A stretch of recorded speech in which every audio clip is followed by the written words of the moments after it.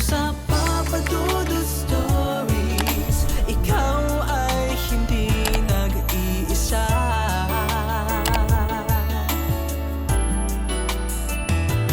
Dito sa Papa Dudut Stories, may nagmamahal sa'yo. Papa Dudut Stories, Papa Dudut Papa Dudut. Sa lahat po ng mga nakatutok ngayon, huwag pong kalimutan mag-like, mag-share at mag-subscribe. Maraming salamat po sa inyong lahat.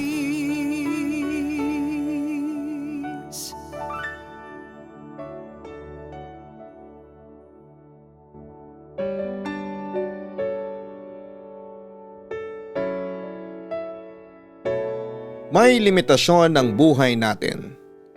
Dapat alam natin kung paano sulitin ang bawat sandali dahil minsan ay bigla na lamang mawawala sa tabi natin ang mga taong mahal natin. Dear Papa Dudut, kumusta po kayo? Just call me girly at ang ibabahagi ko sa inyo na kwento ng buhay ko ay nangyari sa buwan ng Disyembre. Iba talaga pag December na. Masaya. Lahat ng tao nagmamadali. Hindi ka magugutom kasi palaging puno ang inyong kawali. Iba talaga kapag December na. Marami kang natatanggap na pagbati. Pero alam nyo kung ano ang mas kakaiba sa December ko.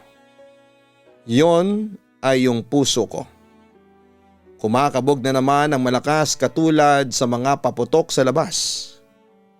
Yung tipong parang may mali. Darating kaya siya ngayong Pasko? Yan ang tanong ko sa sarili ko na may halong pighati. Sana oo. Kasi ayaw ko na talagang magbabaka sakali. Tapos sa asa na naman ako ng isang taon hanggang sa mag-December na namang muli. Miss na miss ko na siya at sana kahit ngayong Pasko ay magpakita siya kahit na sandali. Girly, malakas sa sigaw ni Mama. Ay palakang mabaho ang baba na may malaking bunganga. Halos mamudmod yung nguso ko sa flooring ng bahay namin nang biglang may tumawag sa pangalan ko. Nakatulog kasi ako saglit sa lamesa ng kusina namin dahil sa antok. Malapit na rin kasi ang pailaw. 2 days to go na lamang kaya alas 12 na kaming natapos kagabi sa pag-decorate ng Christmas tree ng barangay namin na dinadayo ng mga foreigners na pinapaniwalaang kapag humiling ka daw doon sa araw ng December 24, 5 minutes bago mag alas 12 ay matutupad daw ang kahilingan mo. Noong nakarang Pasko ay may hiniling ako. Hiniling ko na sana'y makapiling ko ang best friend ko at kababata kong si Jake sa Paskong ito. Pero parang malabo na atang mangyari yon. Masaya na si Jake sa ibang bansa. Hindi na yung babalik dito sa Pilipinas lalo na't uso pa naman ang tanimbala. Hay, ba't ba kasi bala? Pwede bang palay na lang ang itanim nila? Balik tayo sa mama ko. Papa Dudut, kakaiba talaga ang boses niya. Para siyang alarm clock na naka-beast mode palagi. Magigising at magigising ka talaga. Hay, pambihira. Pagod na naman ako. Pero okay lang. Mahal na mahal ko naman si Mama kaya okay lang. Sinong palaka? Sigaw ni Mama na kasalukuyang naglilinis ng bowl ng banyo namin. Tinatanggal niya yung mga yellow stains. Palaka? Ay si Losyang po, yung babaeng bumubuka ka sa kanto pag nakakakita ng gwapo. Bakit po? Tumayo ako sa upuan at pumunta kay Mama. Mag-iib ka nga ng tubig doon sa poso, bilis. Ang sabi ni Mama tapos pumunta ako sa labas. Pumila at nag-igib na. Oy, do you know that Jake will be coming home this Christmas? What, talaga? Oo. Diyos ko, magpapaselfie talaga ako sa kanya. Napahinto ako sa pagbobomba ng tubig nang marinig ko ang usapan ni Katrina at Bea na nasa likod ko nakapila para mag-igib ng tubig. Uso kasi dito sa barangay namin ang mga babaeng nag-iigib ng tubig. Nakakadagdag daw yon sa ganda. Talaga darating si Jake? Hindi ko napigilan ang sarili ko at napasabat ako sa usapan ni Katrina at Bea. Psst. At ano naman paki mo kung babalik siya, Aber? Mataray na sabi ni Katrina sabay cross arms. Yeah right, bilisan mo ang pag-iigib, nainip na kami. Konsensya, bilis, ang sabi naman ni Bea. Oo na, sigaw ko sa kanila at binangga ko ang mga boobs nila. Napangimi naman sila sa sobrang sakit. Konsensya, yan ang totoong pangalan ko. Yung girly, palayaw ko lang po talaga yon. Dalawang pangalan niya na nanggaling sa dalawa kong lola na dakilang adik sa paglalaro ng Clash of Clans. Konsi para sa konsepsyon at Sensya para sa Lorsensya. Ang pangit ng pangalan ko, no? Pero sa totoo lang ay yan ang naging dahilan para maging close kami ni Jake. Tandang-tanda ko pa noong bata pa lamang kami ni Jake. Iba yung mga kalaro ko. Si Katrina pa at Bea ang mga katropa ko noong araw na yon. Dahil wala pang masyadong bata noon dito sa amin, kaming tatlo lang ni Katrina at Bea ang nagkakaintindihan. Isang araw gustong sumali ni Jake sa Chinese garter na nilalaro namin. Siyempre dahil bata pa ako noon, sinigawan ko siya. Ba't ka sasali? Bakla ka ba? Umiyak ang batang si Jake noon tapos ay tumakbo siya palayo. Siyempre natakot ako kasi mayaman ang pamilya nila at baka ipa-abduct nila kami ni mama sa alien. Akala ko ay magsusumbong si Jake sa mama niya pero hindi naman pala. Naging kasambahay yung mama ko sa bahay nila kaya out of no choice. Kailangan kong sumama kay mama papunta sa bahay nila Jake. Uso kasi ang kidnapping noon. Araw-araw ko rin nakikita si Jake noon. Araw-araw rin niya akong iniinis sa pamamagitan ng pagisigaw ng pangalan ko. Konsensya! Konsensya! Losyang na! Losyang na! Dumating yung araw na napuno ako sa kanya kaya kahit babae ako ay nasuntok ko siya sa mata niya. Nagalit ang mama niya at pinalis kami ng mama ko. Pero nakiusap si Jake sa mama niya at pinabalik kami ni mama sa kanila. Since palaging wala ang mama at papa ni Jake, ako yung naging kalaro niya, Papa Dudut. Minsan naglalaro kami ng Chinese garter at pinapahiram ko din ang manika ko sa kanya habang pinapahiram naman niya sa akin ang baril-barilan niya. Minsan nga ay nabaril ko siya sa mata. Akala ko'y nasasaktan siya pero natawa lang siya. Nagtawanan lang kami. Naalala ko rin yung araw na naglalaro kami ng bahay-bahayan sa bakuran nila. Ako yung mama tapos siya yung papa. Tapos si Barbie yung anak namin. Bata pa lamang ako noon at hindi pa nireregla pero pakiramdam ko ay may kakaiba na akong nararamdaman kay Jake lalo na nung bigla niya akong hinalikan sa pisngi. Kasi daw ay tama lang na hinahalikan ng papa ang mama para loving-loving palagi sila. Pulang-pula ako noon. Hindi ko talaga ine-expect yung halik na yon pero naging dahilan yon para masunog yung bahay-bahayan na ginawa namin ni Jake. Nasiko ko kasi yung lampara kaya yon sunog yung bahay-bahayan namin. Pero yung naramdaman ko kay Jake ay umaapoy pa rin hanggang sa ngayon. At dahil natuwa yung mama ni Jake sa performance ng mama ko bilang kasambahay, ginawa niya akong scholar.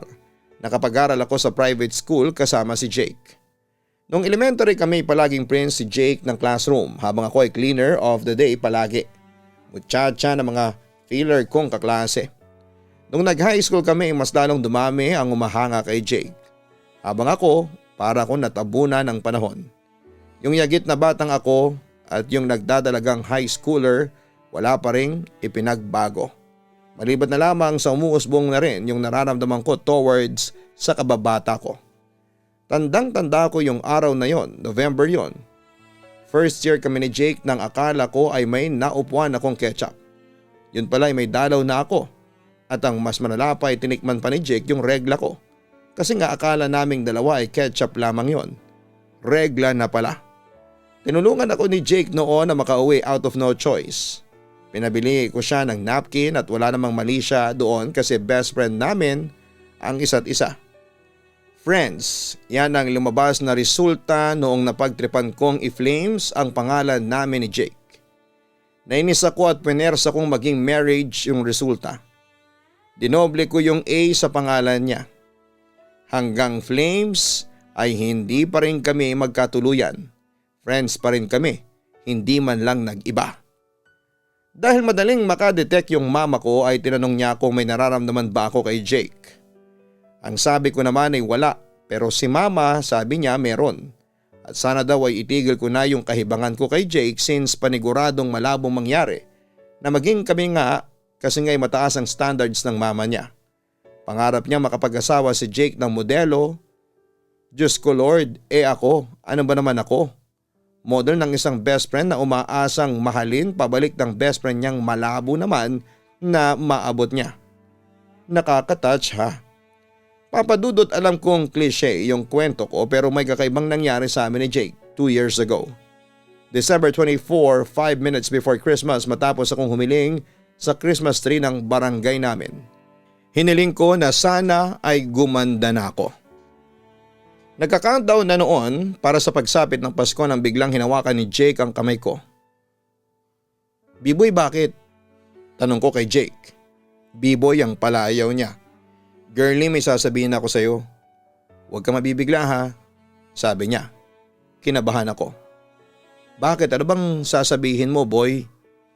Basta wag mo kong susuntukin pag sinabi ko to sa'yo ha.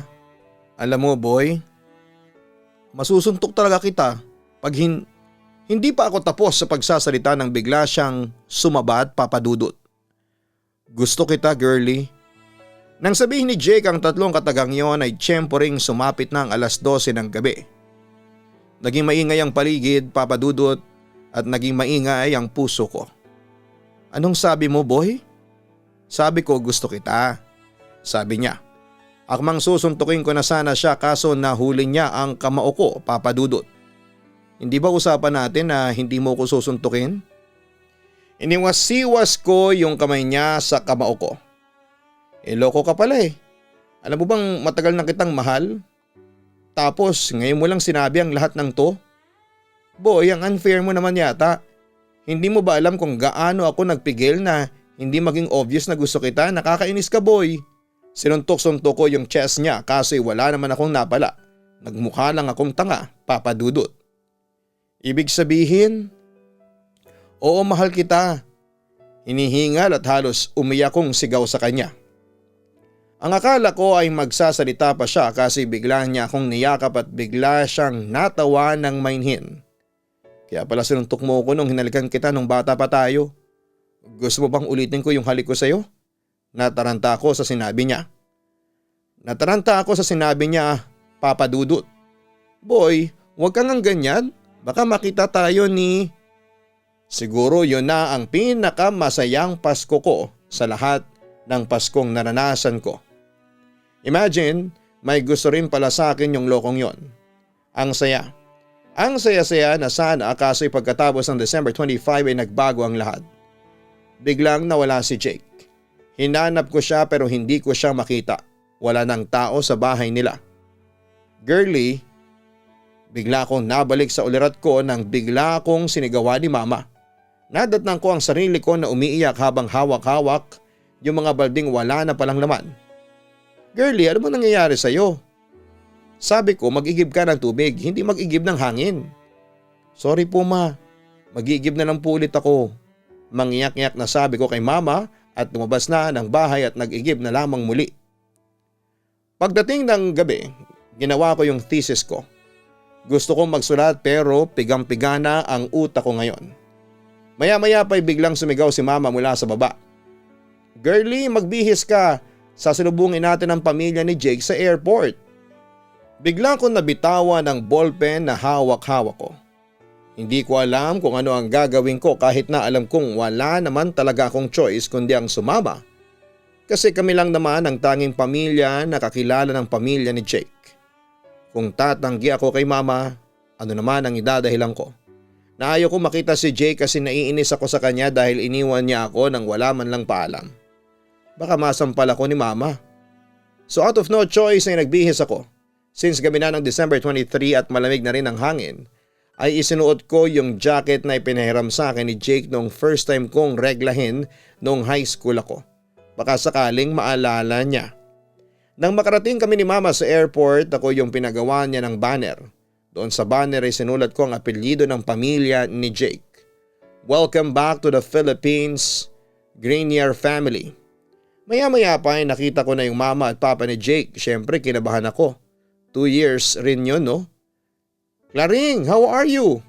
Lapad ngusong sabi ng mama ni Jake sa mama ko. Girlie Iha, is that you? Sabi naman ng papa ni Jake. Opo tito, sagot ko at ginulo niya ang magulo kong buhok. Ang ganda-ganda mo na, ang sabi ni tito. So noon po hindi, sabi ko sa kanya at natawa na lamang siya. Si tito talaga. Jake, anak! Nawala yung ngiti ko sa mukha ko nang biglang sumigaw si mama. Anak, yan ang tawag ni mama sa alaga niyang si Jake since katulong si mama sa pamilya ni Jake noon. Mas tinuturing pa nga niyang anak si Jake kesa sa akin. Pero speaking of Jake, ba't ganito? Ba't naninigas ako? Ba't pakiramdam ko ay ayaw kong tumingin sa kanya? Maya-maya pa naramdaman kong nilagpasan lamang ako ni Jake. Amoy na amoy ko ang pabango niya. Malayong malayo sa pabangong ginagamit niya dati.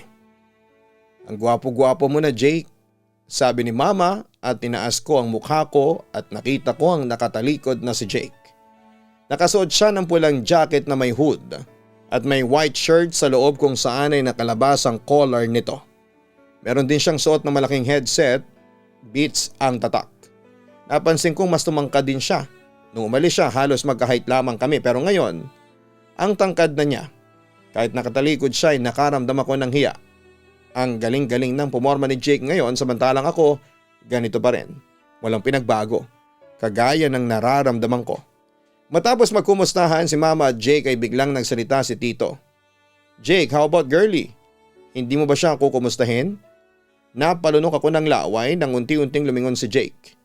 Biglang nagkaroon ng gera sa kaloob-looban ko. Dinig na dinig ko ang mga kanyon sa loob ng puso ko. Hey, kumusta? Nakangiting sabi niya sa akin. Gustuhin ko mang magsalita ay hindi ko magawa, parang umuurong yung lalamunan ko.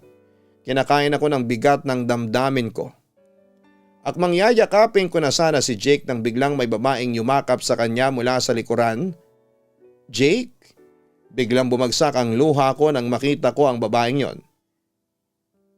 Is this the Philippines, Jake? Grabe ang ganda, sabi nung babae. Erica, nasa airport pa lang tayo, nakangiting sabi ni Jake. Napatingin ang mami ni Jake sa akin, kaya agad kong pinunasan ang luha ko. By the way, Claring and Girlie, this is Erica, Jake's girlfriend and also his future fiancé. Sabi ng mama ni Jake sa amin na siyang ikinatras ko ng konti. Hi, ang sabi ni Erica at bineso-beso niya ako. So let's go, sabi ni Tito at nagsimula na silang maglakad. Naiwan akong naninigas at nababato. Girlie, tara na, may accent na sigaw ni Erica. Sige, susunod na ako, magsi-CR lang ako, ang sabi ko sa kanila at agad akong tumakbo. Nang tumalikod ako ay bigla akong napahawak sa bibig ko at napahagulhol. Nang wala sa oras, ang sakit-sakit. Ang sakit-sakit. Nanatili kami sa bahay ni na Jake nang dumating ang araw ng December 24. Sabi ng mama at papa ni Jake ay dito na lang daw kami magpasko since dalawa lang naman kami sa bahay ni mama. Yung papa ko kasi nalunod sa sabaw ng tinola. Naghanap ng iba. Hindi yata nakontento sa ganda ni mama. So Jake, can you tell me about Girlie? Your mom said she was your best friend. Ang sabi ni Girlie na nakaupo sa harapan ng table counter kung saan ako naghahalo ng macaroni salad. Binuksan ni Jake ang ref at ibinigay sa akin ang fruit cocktail. Yeah, Girlie's my friend and also my kababata. Sabi ni Jake at nagulat ako kasi inakbayan niya ako. Kebebata? Slang at parang natatayang sabi ni Erica. Inisip ko ngayon na siya yung cheese na tinatadtad ko. Childhood friend, sagot ni Jake. Oh, so you must have good memories way back then. Tanong ni Erica pero hindi siya sinagot ni Jake. Erica, come on, I'll show you something. Sabi ni Jake at lumabas na sila sa bahay at iniwan ako. Best friend? Kababata? Buisit ka ba Jake? Girlfriend mo ako, girlfriend. Yun talaga papadudot ang gustong sabihin ng bibig ko ng mga oras na yon. Nang dumating ang gabi, nagpunta kami sa simbahan at minalas nga naman talaga ako kasi nakatabi ko pa si Jake. Pinagitnaan namin siya ni Erica. Maya-maya pa ay dumating na yung part na magkakahawakan na ng kamay. Nilayo ko ang kamay ko para hindi niya maabot pero nagulat ako nang bigla niya itong hinawakan. Jake, ano ba talaga? Tumatakbo sa isip ko. Natapos na yung misa. Nagsilabasan na ang mga tao at nagpunta na sa may ground for the lighting of Christmas trees kaya lumabas na rin kaming tatlo. Jake, excuse me, sasagutin ko muna yung call ni ma'am. Ang sabi ni Erica at sumang-ayon naman si Jake. Sa dami ng tao hindi namin nakita yung mama at papa ni Jake pati na rin yung mama ko. Kami na lang dalawa ang natitira dito. Ang awkward lang kasi ito yung mismong araw at lugar kung saan siya nag-confess sa akin 2 years ago. Jake? Sabi ko sa kanya. Sagot niya habang nakatingin sa mga Christmas tree na wala pang ilaw. B-boy, ayoko na magpaligoy-ligoy pa pero itatanong ko na to sa'yo, sabi ko sa kanya. Girlie, huwag kang umiyak, wag. Go ahead, sabi niya. Pumikit ako saka nagsalita. Boy, meron pa bang tayo? Nakasloob kong tanong sa kanya habang nginig yung mga labi ko. Huminga siya ng malalim at tiningnan ako sa mga mata. I'm sorry girlie but there are just some things that are bound to change. One day, I woke up realizing that I don't love you anymore. Those things that I have told you before was just part of my immaturity. Immaturity? Medyo napataas ang boses ko sa sinabi niya. Kung immaturity lang yung pag-confess mo sa akin, bakit mo pa ginawa? Alam mo bang ang sakit-sakit nung nalaman kong lumipad na kayo ng pamilya mo papunta ng ibang bansa? Ni honey ho, wala ko natanggap sa'yo all this time. Inisip ko na tayo pa. Pero boy, ang sakit lang eh. Ang sakit-sakit ng ginawa mo. Sana sinabi mong wala na tayo bago ka umalis. Nang hindi ako nagmukhang tanga kakaasa sa'yo for 2 years. Hindi ko na malaya na dinuduro-duro ko na pala siya habang umiiyak noon. Hindi ko na napigilan kasi ang sarili ko. Ang sakit-sakit na. Ang sakit-sakit na. Then maybe you're still immature I guess. Sabi niya na pakiramdam ko ay naging insulto sa akin. Immature na akong immature pero boy. Tinignan ko siya sa mga mata niya. Minahal kita ng totoo at hanggang ngayon, huminto ako. Hanggang ngayon boy, mahal pa rin kita. Sabi ko sa kanya at makalipas ang ilang sandali, ay umilaw na ang mga Christmas trees. Nagsigawa ng mga tao at nag-umpisa na ang pagputok ng mga iba't ibang firecrackers. Umiyak ako ng pagkalakas-lakas at walang nakakarinig sa akin. Tumakbo ako. Nabangga ko pa nga si Erica. Girlie, what happened? Tanong niya at tumakbo na lamang ulit ako. Umiyak ako ng umiyak sa kakahuyan, Papa Dudut. Pero ngayon ay pinapatawa ko na lamang ang sarili ko matapos kong umiyak ng 2 oras na parabang katumbas ng pag-iyak ko ng 2 taon. Pagkatapos kong umiyak ay yun na, the end. Wala na. Tapos na ang lahat. Kaya ko nang ngumiti ulit kahit na alam kong hindi. Oh, nandito na pala si Girlie. Ang sabi ni Tito, malapit na silang matapos mag Noche Buena. 2:00 na eh. Diyos ko, anong aasahan ko? Na magpapaputok pa sila ng piccolo? Tumabi ako kay Jake. May pinuntahan lang po ako. Ang sabi ko kay Tito habang hindi naman makatingin si Jake sa akin ng maayos. Hoy Girlie, saan ka ba nagpunta't ngayon ka lang dumating? Ang sabi ni Mama at nilapag niya ang spaghetti sa mesa. Girlie seems to have a new boyfriend. Sabi ni Jake at napasigaw ako. Ano? Ma, wag po kayong maniniwala kay B-boy. Wala po akong… Hindi pa ako tapos sa pagsasalita nang biglang nagsalita si Mama. New boyfriend, B-boy? Tiningnan ni Mama si Jake tapos ay tiningnan niya ako. Bakit Girlie? Nagka-boyfriend ka na ba dati? Tanong ni Mama tapos ay nagtawanan silang tatlo ni Tito at ng mama ni Jake. Natatawa sila kasi akala nila ay hindi ako magkaka-boyfriend kailanman.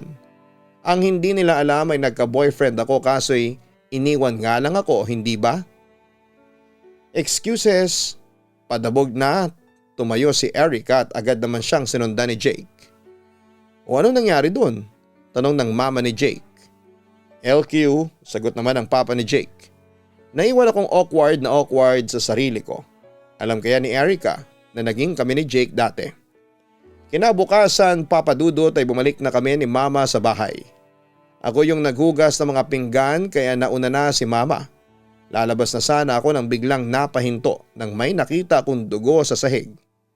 Kinabahan ako kaya sinundan ko yung mga bakas ng dugo hanggang sa makarating ako sa may banyo.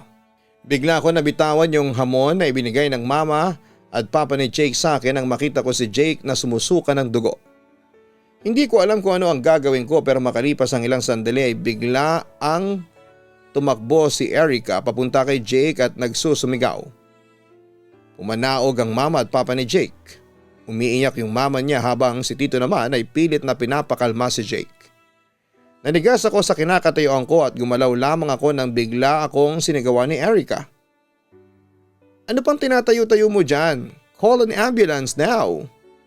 Natataranta kong dinayal ang number ng ambulansya. Hindi ko alam pero natataranta na ako at naiiyak at the same time. Maya-maya pa'y dumating na ang ambulansya at sinakay ang namumutlang si Jake sa isang stretcher. Umiiyak pa rin ang mama niya. Bago sila umalis ay umiiyak akong sinigawan ni Erica. This is your fault, girlie. This is all your fault. Erica, ano nangyayari kay Jake? Umiiyak na tanong ko sa kanya. Pero hindi niya ako sinasagot. Hindi ako mapakali kaya sinundan ko sila. Sumakay ako ng taxi kahit kulang-kulang yung dala kong pera. Pagdating ko sa ospital, agad na pinuntahan ng room na sinasabi sa akin ng nurse na nasa entrance. Bago ko makapasok ay narinig kong umiyak na nagsalita yung mama ni Jake. Jake, ba't ka ba ganyan? Ba't ba ang tigas ng ulo mo? Ba't hindi ka nakikinig sa amin? We need to go abroad. Dahil doon mapapagaling ka nila. Malaki pa ang chance na ma-extend nila ang buhay mo. Pinagbigyan ka naming umuwi ng Pilipinas dito para makita mo si girlie. Pwede bang kami naman ang pagbigyan mo? Jake, please listen to me. Ma, if you're going to talk about chances again, then I want to tell you that I already gave up. I really miss a lot of chances going abroad. I feel like I'm fastly dying there. Mapagod na ako. Pwede bang dito na lang ako? Hindi ko napigilan ang sarili ko na mapayak na lamang. Dahan-dahan ako naglakad palabas ng ospital. Hindi ko na kinaya ang mga narinig ko, Papa Dudut. After 2 days of stopping myself na puntahan si Jake ay hindi ko na napigilan pa ang sarili ko. Naunang pumunta si Mama at hindi ko makalkula ang reaksyon niya nang malaman niya ang kalagayan ni Jake. Bandang 10 PM ng gabi naglakas loob akong pumasok sa kwarto niya. Siya lang mag-isa, tulog siya at may iba't ibang aparato ang nakakabit sa kanya. Nanginginig akong lumapit sa kanya at maiging pinagmasdan ang mukha niya. Bakit hindi mo sinabi sa akin, boy? Bakit? Umiiyak akong napahawak sa kamay niya. Ganito pala ang pakiramdam kapag nakikita mo yung mahal mo na nahihirapan. Hindi mo maintindihan ang mararamdaman mo kasi alam mo namang wala kang magagawa para maibsan ang kung anumang sakit ang nararamdaman niya. Kung pwede lang, ikaw na lang sana ang nasa kalagayan niya at hindi siya.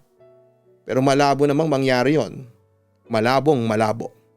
Maya-maya pa nagbukas yung pintuan at nakita ko nga si Erica. Girlie, can we talk for a bit of time? Sabi niya at sumang-ayon ako.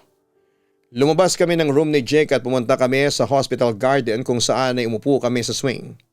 Hindi nagsalita si Erica pero makalipas ang ilang sandali ay bigla siyang napahagulhol. Girlie, Jake is dying. Alam ko, Erica, alam ko. No, you don't know anything, girlie. You don't know how much Jake wanted to see you. Last 2 nights nang umalis ako, hindi totoong may sinagot akong call nun. It was just Jake wanted to be with you on the time na papailawin yung mga pesteng Christmas tree na yon. And even the moment that he hold your hand during the mass, sinadya niya yon. His mom and dad doesn't want him to come back here in the Philippines pero naging mapilit si Jake kahit na mahirapan siya sa pagka-travel para makita ka lang. You know, girlie, I envy you a lot. Naiinggit ako sa'yo. Naiinggit ako sa'yo kasi kahit na anong pagmamahal ang ibigay ko kay Jake ay hindi niya ako nagagawang mahalin pabalik. All this time, it was you. You and you. Kaya girlie, gusto ko sanang humingi ng pabor sa'yo. Bukas, papauwi na ako ng mom ko pabalik ng Amerika. Pwede bang pilitin mo si Jake na sumunod sa akin? Sa sinabi niyo ni Erica ay hindi ako nakapagsalita pa. Pero sa isip ko ay kailangan ni Jake na makapunta ng Amerika kaya umuwi ako kay Erica papadudot. Kinabukasan umalis na si Erica. Pag-alis niya ay may masama namang inanunsyo ang doktor. Hindi na raw pwedeng magbiyahe pa si Jake. Malalagay lang daw siya sa peligro kapag nangyaring ibabiyahe siya ng malayo. At first, galit na galit ang mama ni Jake sa akin. Pero kinalaunan, naging magaan din. Ang loob niya sa akin nang makita niya yung sincerity ko kay Jake. Araw-araw kong binibisita si Jake at araw-araw ko ring nakikita kung paano dahan-dahang ma-deteriorate ang katawan niya. Unti-unting nawala ang laman niya at nalalagas din ang buhok. Minsan ay bigla na lamang siyang maiinis, minsan sisigaw siya ng sobrang sakit. At wala akong ibang magawa kundi ang ipagdasal siya at umiyak kada aalis ako sa kwartong yon. Isang araw nagpunta kami ni Jake sa hospital garden. Nasa rooftop yon kaya medyo nanghina siya nung makarating kami doon. Naghintay kami ng sunset at nang dumating ang paglubog ng araw ay nagpalitan kami ng I-dos namin. Gumawa kami ng fake na kasal at ginamit naming singsing yung sampagitang nabili ko sa isang bata sa may labasan. Hindi ko tinanggal ang singsing na yon pero kinabukasan napaiyak ako nang bigla itong nalanta.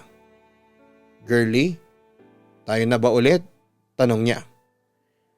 Mapait ko siyang initian. Oo boy, pero ipangako mo muna sa akin na magpapagaling ka. Sabi ko sa kanya at nginitian niya lamang ako. Girlie, pagod ka na ba? Hindi naman boy, bakit mo na itanong? Girlie, inaantok na ako. Sabi niya, hindi niya sinagot ang tanong ko. Sige boy, matulog ka lang. Babantayan kita.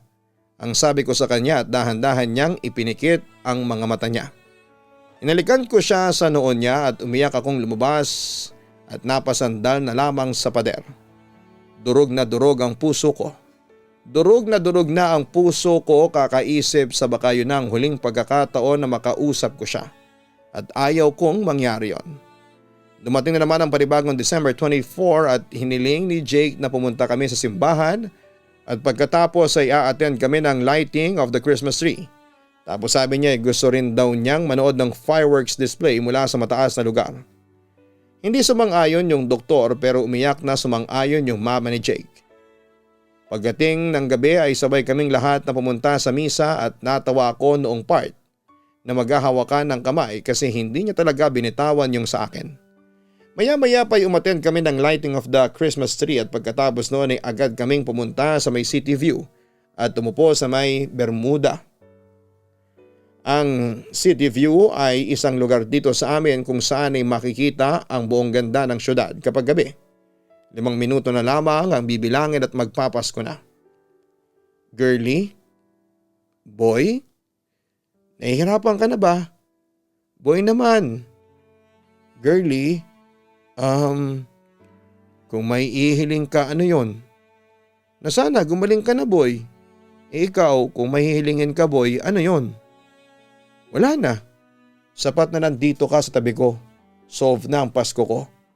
Sabi niya at napaiyak na lamang ako. Halos wala na siyang boses nang sabihin niya yon. Boy, sandal ka lang sa balikat ko ha. Malumanay na sabi ko sa kanya, ngunit umiiyak na. Maya-maya pa'y inalalayan ko siyang ilapat yung ulo niya sa balikat ko. Boy, huwag mo munang ipikit ang mga mata mo ha.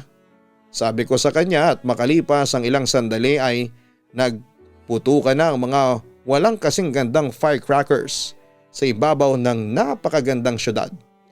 Pinagmasdan namin yun ni Jake sa loob ng 2 minuto. Yung fireworks display na yon ay gawa yon ng papa ni Jake. Yun yung natitirang pondo ng pamilya nila at kahit pinagbabawal na ang fireworks display dito sa amin ay humingi pa rin ang pahintulot ang papa ni Jake sa mga otoridad. Matupad lamang ang huling kahilingan niya. Ang makakita ng fireworks display kasama ako at ang pamilya niya. Boy, tandaan mong mahal na mahal kita. Sabi ko sa kanya at pagod na pagod niya akong nginitian. Hiniling kong huwag na lamang matapos ang fireworks display na yon. Pero sa 15 huling pagputok ay may sinabi ako kay Jake. Boy, di ba sabi mo pagod ka na pero pinipilit ka pa rin naming lumaban? Pero boy, alam na alam naming hindi mo na kaya kaya sige boy, pwede mo nang ipikit ang mga mata mo. Ngumiti si Jake sa pinakahuling pagkakataon at pagkatapos noon ay ipinikit niya ang mga mata niya. Hindi ko na napigilan ang sarili ko at napasigaw ako sa sobrang lungkot. Habang yakap-yakap ko si Jake, siguro ito ng buhay ko, yun ang pinakamalakas kong pag-iyak. Yun na. Halos 7 taon na pala ang nakalipas simula nang pumanaw si Jake sa balikat ko. At nandito ko ngayon sa mismong City View kung saan ko siya huling nakapiling habang ginagawa ko itong sulat ko. 7 taon na pero masakit pa rin. Sobra at sana dumating ang araw na kahit papaano ay mabawasan ang sakit na nararamdaman ko dito sa dibdib ko. Yours truly, Girly. Maraming salamat Girly sa pagsulat mo dito sa aking YouTube channel. Salamat kasi kahit alam ko na hindi madaling balikan ang parteng ito ng buhay mo ay ginawa mo para makapagbahagi ka ng kwento sa ating mga kaistorya sa YouTube. Marami kang aral na naiwan sa gabing ito. Kasama na doon ang aral na sulitin ang bawat sandali na pwede pa nating makasama ang mga mahal natin sa buhay. Huwag kalimutan na mag-like, mag-share at mag-subscribe. Hanapin po ang Kaistorya YouTube channel para po sa mga nakakatakot na mga horror stories. Pagkatapos po ng segment natin na ito, lipat po kayo kaagad sa Kaistorya YouTube channel. Ganon din po ang Papa Dudut Family YouTube channel na kung saan ay may bago po tayong upload na episode. Maraming salamat po sa inyong lahat.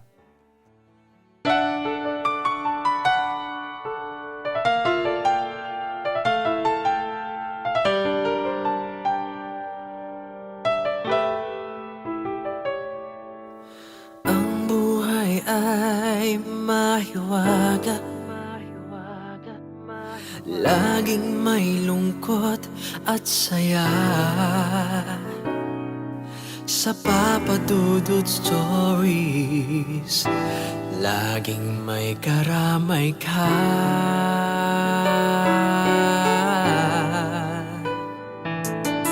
Mga problemang kay bigat, dito ay pakikinggan ka. Sa Papa Dudut Stories, kami ay iyong kasama. Dito sa Papa Dudut Stories, ikaw ay hindi nag-iisa.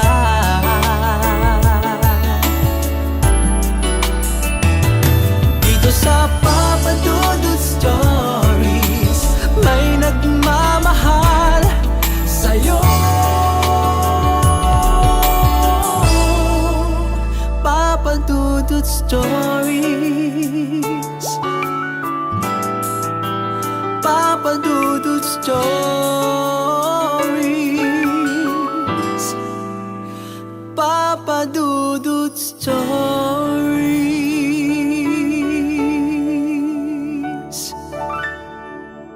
Hello mga ka-online, ako po ang inyong si Papa Dudut. Huwag kalimutan na mag-like, mag-share at mag-subscribe.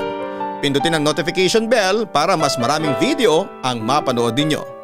Maraming salamat po sa inyong walang sawang pagtitiwala.